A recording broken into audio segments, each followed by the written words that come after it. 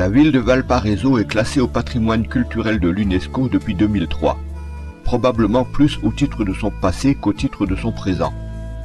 Seul vrai grand port de ravitaillement entre la côte ouest des États-Unis et le Cap Horn sur la route de l'Europe, elle a été une des cités les plus riches et les plus prospères d'Amérique du Sud.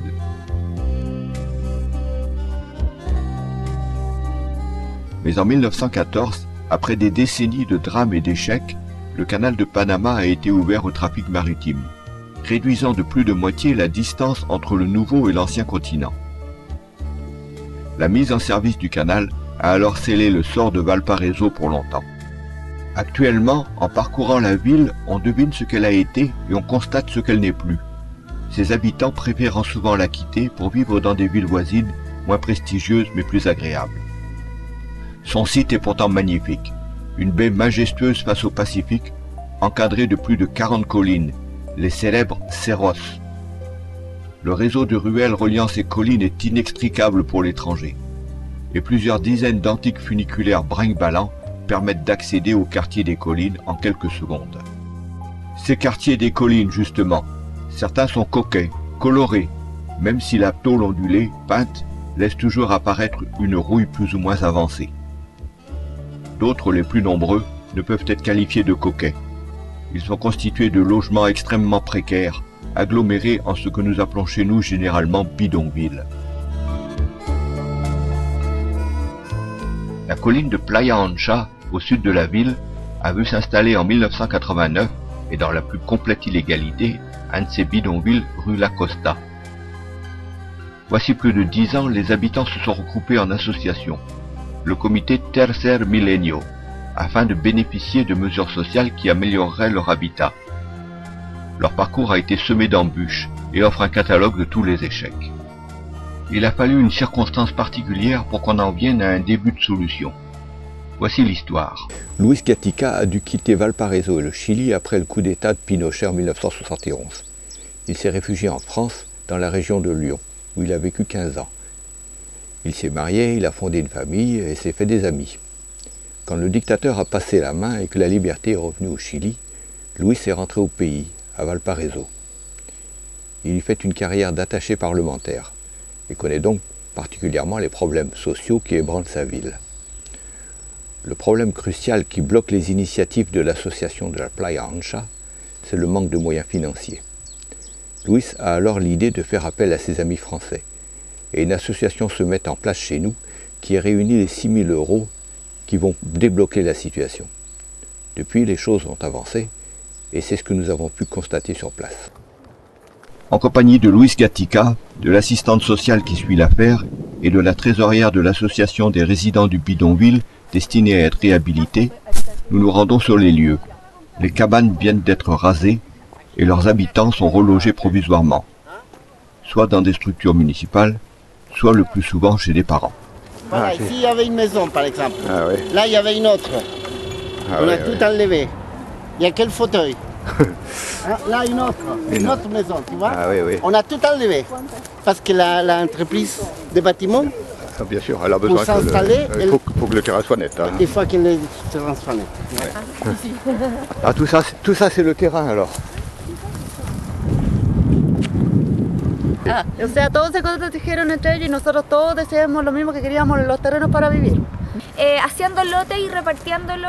L'assistante sociale nous explique l'histoire du terrain qu'ont toujours souhaité acquérir les résidents de la colline. Une histoire compliquée, de propriétaires multiples, de situations fiscales irrégulières, de démarches non abouties. Bref, un labyrinthe aussi inextricable que les ruelles du Cerro où il est perché. Un paño completo sin nombre ni apellido y ahí instalar el proyecto. Pero ya con lotes definidos por nombre eso nos complicó harto y de hecho por eso ha sido tan complicado este proyecto. Es que, bueno, hubo un momento en que nosotros como empresa privada tomamos el proyecto y proyectos de estas características no son muy buenos para una empresa privada que con fines de lucro, ¿ya? Esto siempre fue un proyecto complicado porque el tiempo en el cual nos hemos demorado en sacarlo adelante ha sido mucho, ¿ya? Y en un tiempo en donde las familias estaban muy desmotivadas con el proyecto porque no veíamos solución, había un problema de ahorro de las familias y había problemas técnicos a la vez que solucionar, aparecen unos amigos de Francia, de Lyon, de la ciudad de Lyon, que a través de Luis que nos presenta un poco, les mostramos el terreno así como ustedes lo están viendo ahora, cuando habían casas habitadas por familia y por niños, y ellos se fueron muy motivados con la realidad social que se vivía aquí y con la precariedad que algunas familias vivían también. Así es que luego ellos nos ayudaron con parte del ahorro, que sin esa ayuda este proyecto no podría haber salido de ninguna manera adelante. No tendríamos proyecto ahora si no fuera por la ayuda de ellos.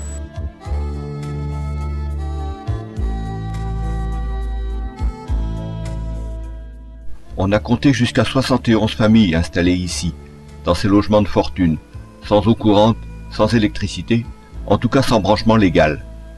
Il leur a fallu se débrouiller pour tout. Habían unas conexiones de agua brujas, irregulares. Ah, sí. Pero... ¿Qué? Bruja. ¿Qué es bruja? Ilegal. No ilegal, eso.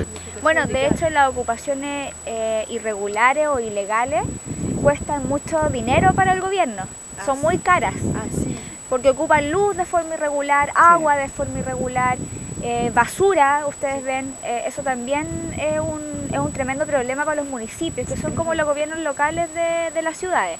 Valparaíso se caracteriza por eso, por tener hartas tomas de terreno, ¿ya? Sí, y Viña también.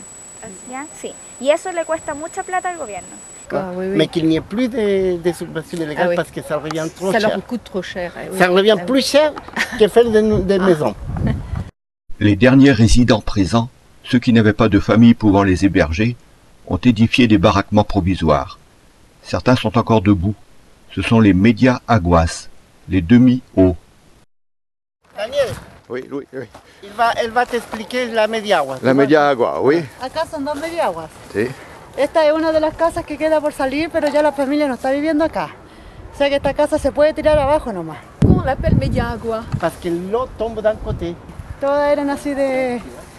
Bueno, la gente humilde vivía todas así. Mais bon, grâce au financement des amis français, la situation a fini par se débloquer. Et les travaux ont commencé, timidement, puisque nous n'avons pu constater que le seul déblaiement du terrain. Mais cela a suffi à redonner un immense espoir aux résidents qui peuvent maintenant imaginer ce que seront leurs nouveaux décors et leur future vie. Esta acá va a ser la calle principal de la población. La parte de allá es donde se va el jardín supuestamente que se piensa hacer a futuro, el terreno de allá, a donde están esos árboles, ahí va a ser el terreno del jardín. Para acá hay casas. Todo esto va con casas. ¿Por qué? Porque la urbanización acá es muy cara. Lo que nunca fue tan caro fue la construcción propia de las casas, pero lo que sí es muy caro es hacer las calles, el agua potable, bueno, sobre todo las calles. Nosotros cuando los tomamos acá, nosotros vivíamos en carpas, para que no los quitaran los terrenos. Sí. Aparte que esta población se caracteriza porque somos puras mujeres casi, mujeres sin marido, o sea, más solteras y con niños. Cada familia tiene 3, 4 niños, entonces se caracteriza porque somos puras mujeres.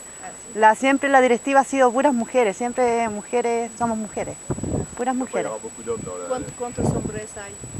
Son pocos los contaditos. Sí. Ya, yo me llamo Alessandra Tapia. ¿Sí? Guillermo. Caroca. Guillermo Caroca. Sí. ¿Son maridos? Sí, nosotros somos matrimonio. Ah. Nosotros vamos Nous avons rencontré sur place une famille qui allait bénéficier de la générosité de nos concitoyens. Ils nous racontent la vie sur ce terrain, d'abord dans des tentes plantées illégalement et ensuite dans les cabanes édifiées tout aussi illégalement. Ils nous manifestent avec émotion toute leur gratitude.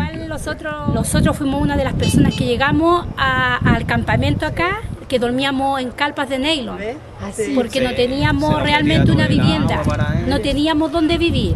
Mi hija estaba así chiquitita. Ya yo estoy cesante y la única que aporta para la casa es mi esposa. gracias a Dios ahora vamos a cumplir un sueño. Es un sueño que lo deseamos tanto tiempo de lograrlo y tener nuestras casas. Y le doy el agradecimiento de todo el comité y de todas las personas que vivimos aquí. Eso es todo lo que quiero decir. Sí, gracias. Les damos las gracias por lo que ustedes han hecho, a todos ustedes. Y bueno, ahora gracias a Dios, como ustedes ven aquí, nos van a construir nuestras viviendas.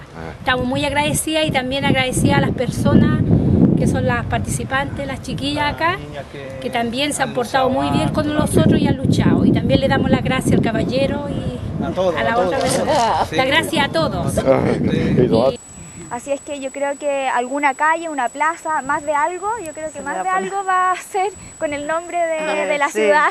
No, sí, es verdad. Así es que esa es como una de las formas de agradecerle a ellos lo que han hecho. Lo que han hecho por nosotros, porque como explica Lilian, si no hubiese sido por ellos que ayudaron con el dinero que faltaba a muchas familias, esto no hubiese funcionado. Fueron nuestra salvación. Así que le vamos a llevar a una plaza, sí. a algunas calles, no sé, vamos a hacer algún monumento. Sí, algo. Algo haremos. Algo vamos a hacer.